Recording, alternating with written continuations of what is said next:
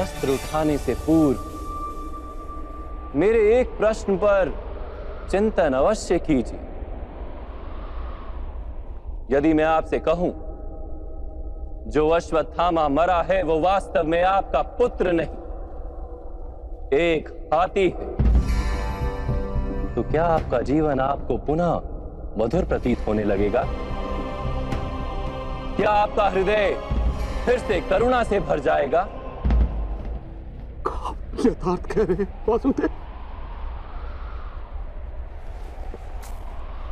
वास्तव में मेरे पुत्र की मृत्यु नहीं हुई।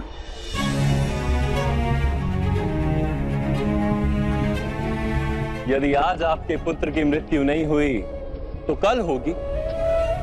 विश्व में कौन अमर रहता है गुरुद्रोण? किंतु वास्तविक प्रश्न तो यह है कि आपके जीवन के सुख दुख, आशा निराशा, ज्ञान अज्ञान, क्या सब कुछ केवल आपके पुत्र से बंधे? क्या आपके जीवन का दूसरा कोई मूल्य नहीं? क्या आपकी सारी शक्ति, सारा ज्ञान केवल आपके पुत्र के लिए है?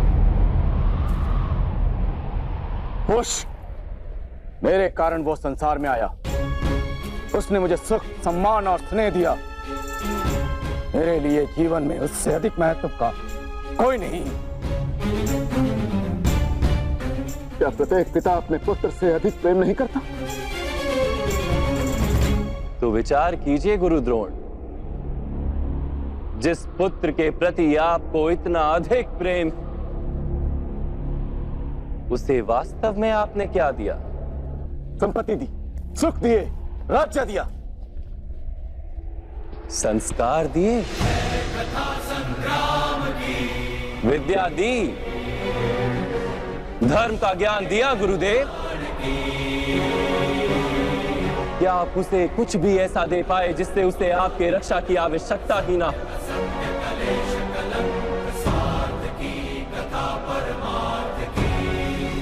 मैं मानता हूं सब अर्जुन तथा अंगराज कर्ण की भांति महान योद्धा नहीं बन पाते, किंतु आप अपने पुत्र को उचित निर्णय लेने का शिक्षण तो दे ही सकते थे। यदि आपने ऐसा किया होता तो आज आपका पुत्र धर्म का शत्रु नहीं होता और आपको भी अधर्म के पक्ष में रहकर युद्ध नहीं करना पड़ता।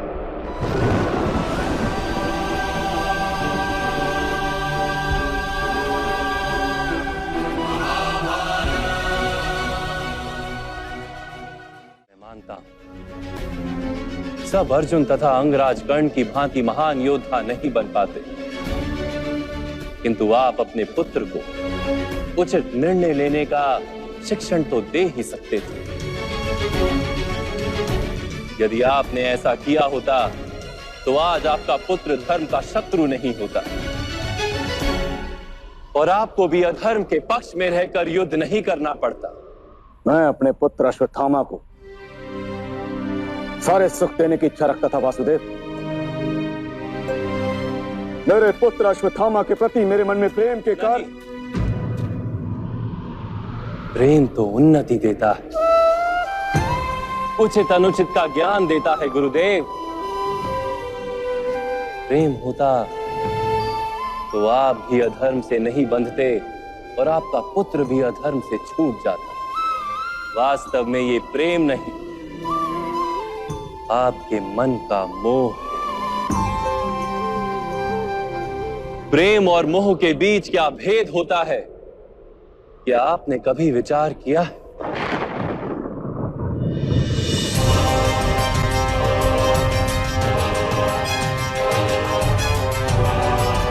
प्रेम से ही तो मोह का जन्म होता है वासुदेव।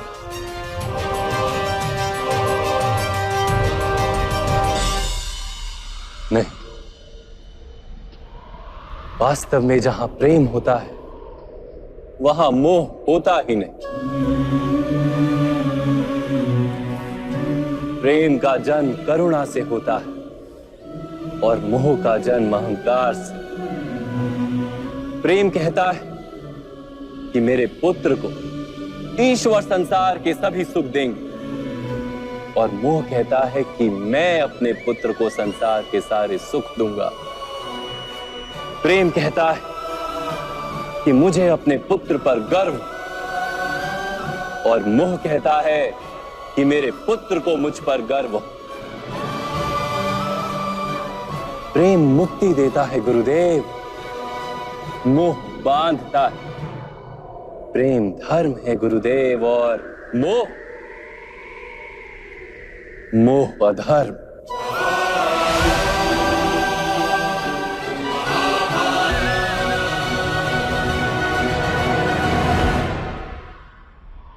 आपने अपने पुत्र को आटे का घोल पीते देख अपनी साधना भंग कर दी थी।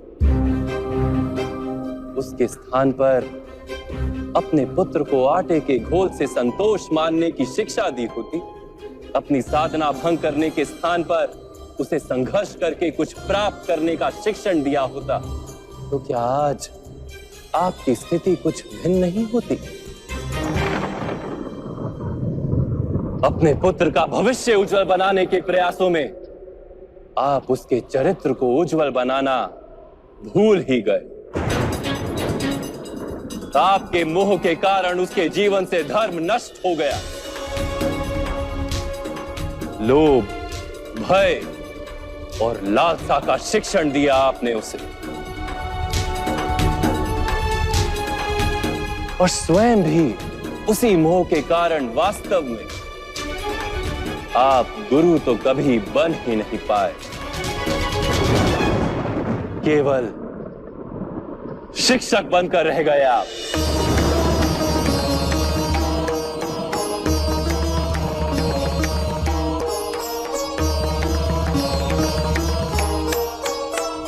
ऐसा क्यों कह रहे हैं वसुदेव? मैंने तो अपने संपूर्ण जीवन में अपने सारे शिष्यों को संपूर्ण निष्ठा से उत्तम बनाने का प्रयास किया है। गुरु वो होता है जो विद्या का दान देता है, विद्या का व्यापार नहीं करता। इसीलिए गुरु को अपने शिष्यों से दक्षिणा की आशा होती है,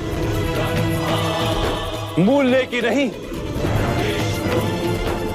किंतु आपने अपने अमूल्य ज्ञान का मूल्य निश्चित कर दिया। अपने ज्ञान के बदले में अपने शिष्यों से प्रतिशोध मांगकर आपने न केवल अपने जीवन में विष घोल दिया, अपितु अपने शिष्यों के जीवन में भी विष घोल दिया। और ये सब आपके मोह और अहंकार के कारण हुआ। आप गुरु नहीं हैं द्रोणाचार्य। जिस व्यक्ति के हृदय में अहंकार और मन में मोह तथा लालसा होती, उसके हाथों धर्म का कार्य तो हो ही नहीं सकता। इसलिए महर्षि भरद्वाज के पुत्र जैसे बाढ़ में डूबता हुआ व्यक्ति किसी वृक्ष को पकड़कर स्वयं की रक्षा करता है, वैसे ही इस अंत समय में धर्म को पकड़ लीजिए।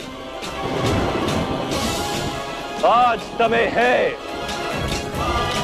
उचित निर्णय लेने का।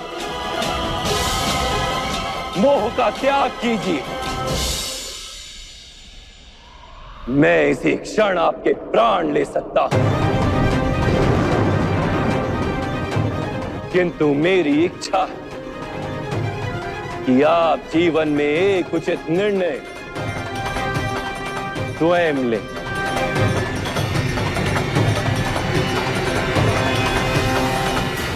यथार्थ कह रहे हैं आप।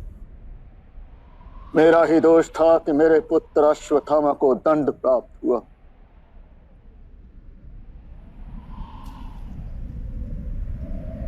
अब समय आ गया है